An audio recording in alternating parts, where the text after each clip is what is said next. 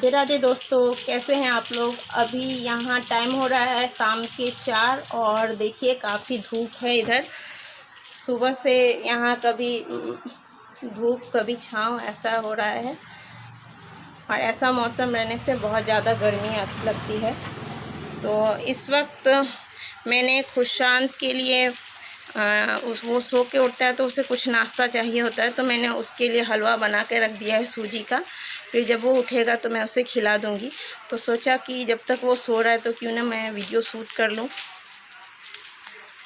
Friends, आज के video में हम बात करेंगे परिवर्तनी एकादशी के बारे में और इसके महत्व, इसकी कथा के बारे में, क्योंकि हिंदू धर्म में एकादशी व्रत को सबसे ज़्यादा महत्व दिया गया है।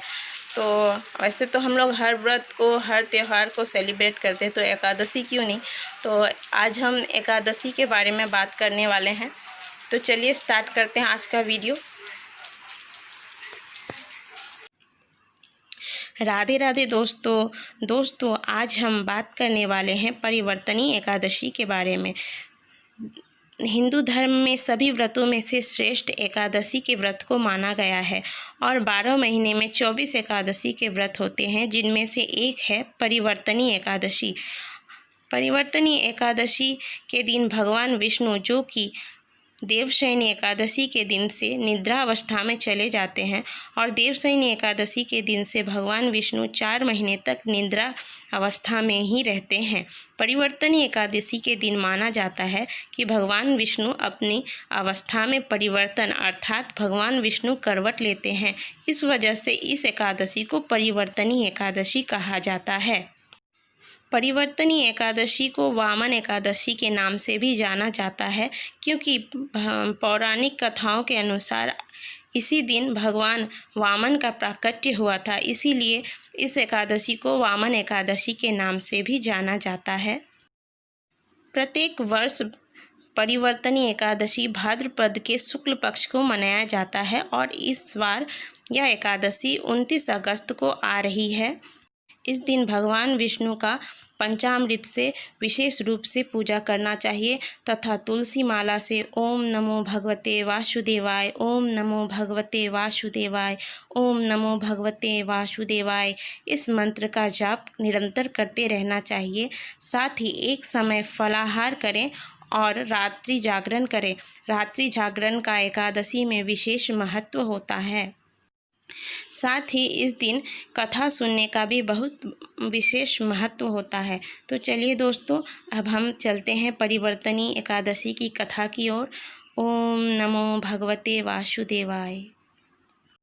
एक समय की बात है, त्रेता युग में प्रहलाद का पौत्र राजा बलि राज्य करता था। वह ब्राह्मणों का सेवक था तथा भगवान विष्णु का भक्त था। इंद्रादि देवताओं का शत्रु था।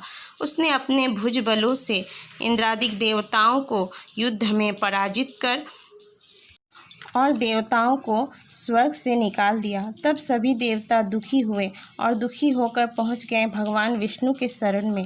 भगवान विष्णु ने जब देवताओं को दुखी देखा तो उन्होंने वामन रूप धारण किया और वामन रूप धारण करके भगवान पहुंच गए राजा बलि के द्वार पर। राजा बलि के द्वार पर जाके भगवान वामन ने भिक्षा मांगी। भिक्षा में उन्होंने 3 पग भूमि मांगा।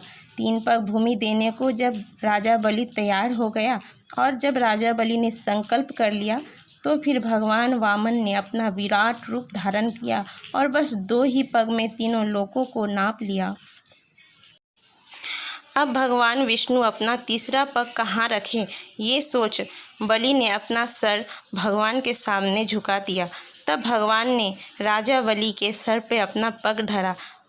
राजा बलि के समर्पण से वामन भगवान बहुत ही प्रसन्न हुए। बलि के समर्पण से वामन भगवान बहुत ही प्रसन्न हुए और उन्होंने राजा बलि से कहा कि हे राजन, अगर तुम वामन एकादशी का व्रत विधि सहित करते हो तो मैं तुम्हारे द्वार पर कुटिया बनाकर रहूँगा। अतः बलि राजा ने तब वामन एकादशी का व्रत विधि सहित किया। तब से भगवान एक रूप में द्वारपाल बनकर पाताल लोक में निवास करते हैं और एक रूप में क्षीर सागर में निवास करते हैं। तो दोस्तों ये थी वामन एकादशी के व्रत की कथा जो हमने आपसे श्रवण कराया। अब इस वीडियो को यहीं पे समाप्त करते हैं, इस कामना के साथ कि भगवान विष्णु आप सब पर अपनी कृपा बनाए रखें।